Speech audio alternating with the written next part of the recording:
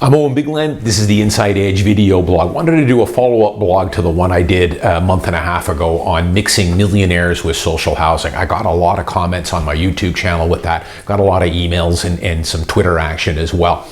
So wanted to do another update because I've been thinking about it, did a little more research into it. Here's another one of these cards. I get these, as I said, every week I get one because I've got properties all over downtown Vancouver. So they'll send one, this particular one is in the Gastown, Crosstown area. So I get them for the properties or what the city wants to rezone for what's nearby, all the properties I own downtown. So I'm constantly getting these things. My mailbox is full of them.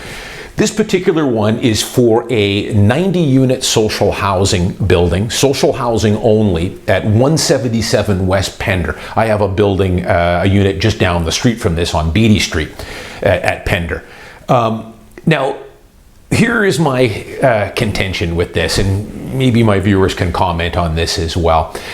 For the life of me, I don't understand. I'm all for providing some social housing here. I know we need it.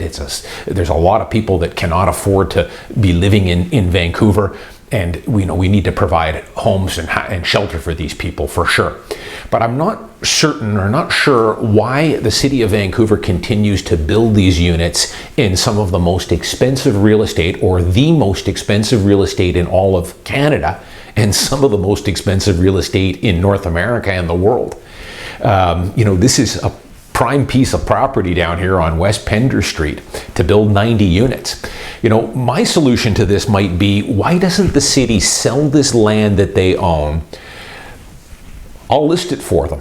I'll create a multiple offer situation. We'll market it, put it out there, do holdbacks for a couple of weeks, and let all the Vancouver developers bid on this prime piece of land. Let's say it sells for 30 or 40 or 50 million dollars. I could probably get them over asking price for it if they wanted to list it with me. They could take that 40 or 50 million dollars and build a whole lot more social housing outside of the downtown core. Preferably maybe out in Wally, Surrey somewhere, maybe someplace that's on SkyTrain. Hey, Wally would be a good area for it. The real estate is a fraction of what it is in downtown Vancouver. You could build three times as many units with the money that the developer pays you to develop that lot on West Pender. That's my first takeaway. Let me ramble on a little bit more of what's been in the news. The latest thing that I saw a couple days ago now is the city of Vancouver is all up in arms about the developer Ani, who recently put up a building at the foot of Richard Street near Pacific.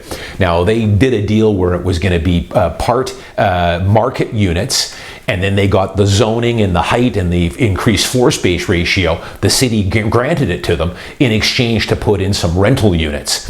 But now, of course, the rental units have hit, and they're somewhere in between $4,000 for a one-bedroom, up to $55,000 or $6,000 for a small two-bedroom.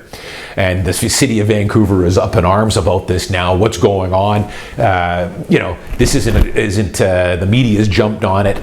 This isn't affordable housing at all. Well, of course it's not. But these are the typical deals that the city of Vancouver does with developers. I've seen this over the years many times.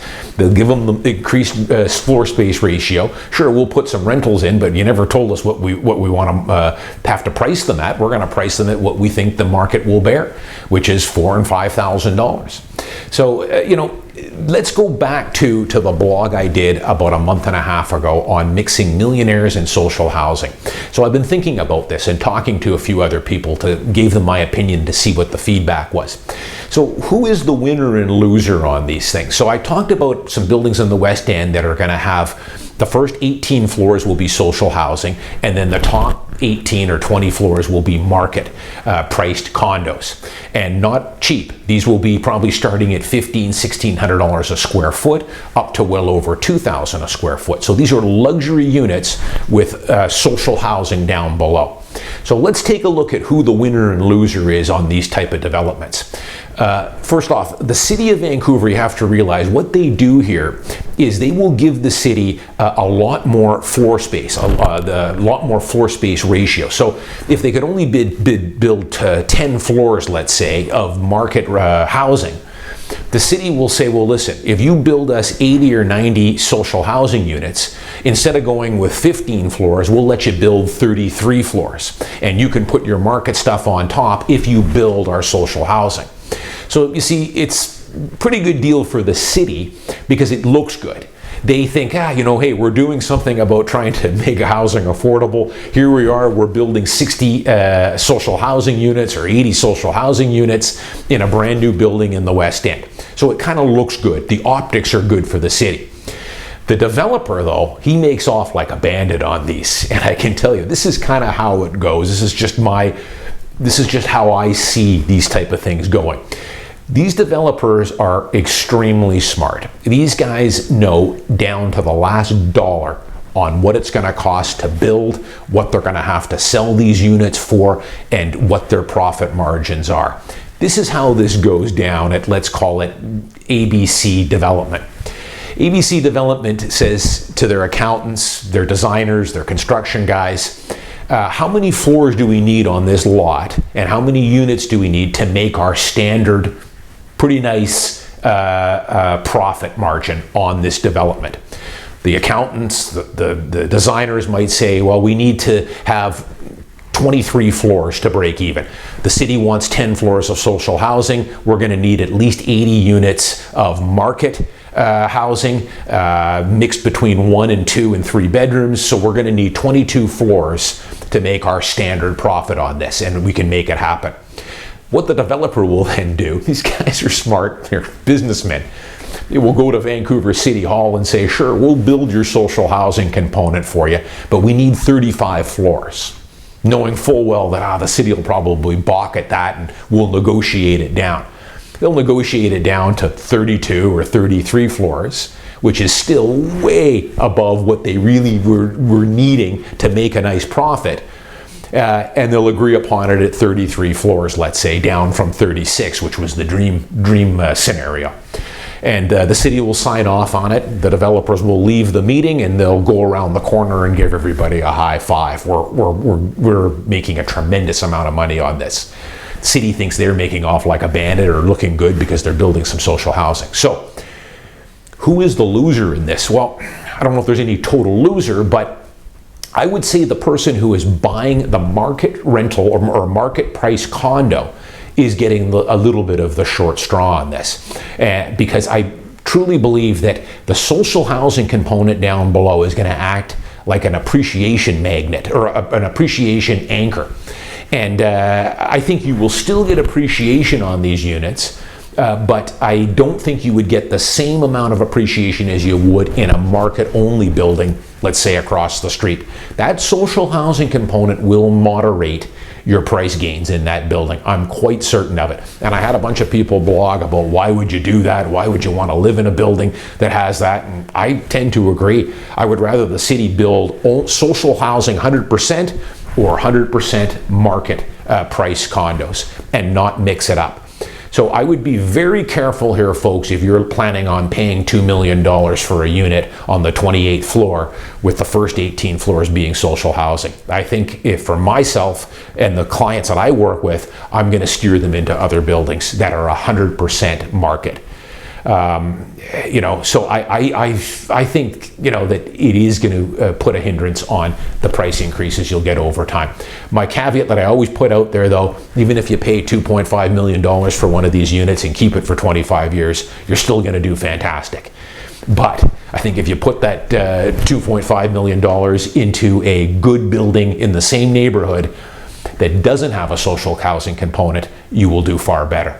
On that note, one more thing too. There was another development over in Mount Pleasant West, just off 2nd Avenue. I believe it's called Avenue 1.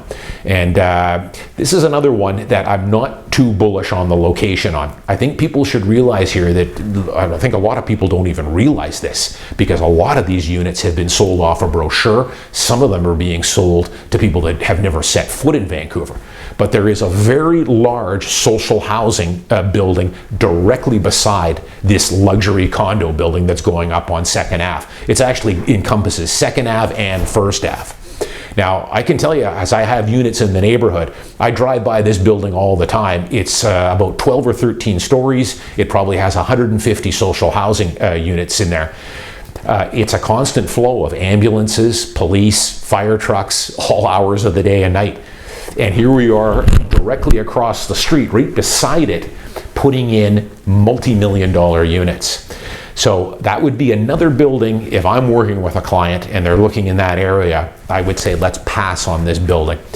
Too close to the social housing component.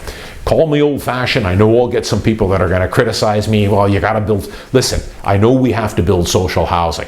I'm just not a big fan of mixing it in with multi-million-dollar units. I don't think it's a good way to go, and I don't think as a buyer you should be buying these units. Somebody's going to buy them, but it won't be my clients. So be careful out there. I tell you, there is a lot of crazy stuff going on with some of these pre-sales and the mixing of social housing with multi-million-dollar units. My personal advice would be to stay away from those type of developments. I'm Owen Bigland. As always, I'll see you next time.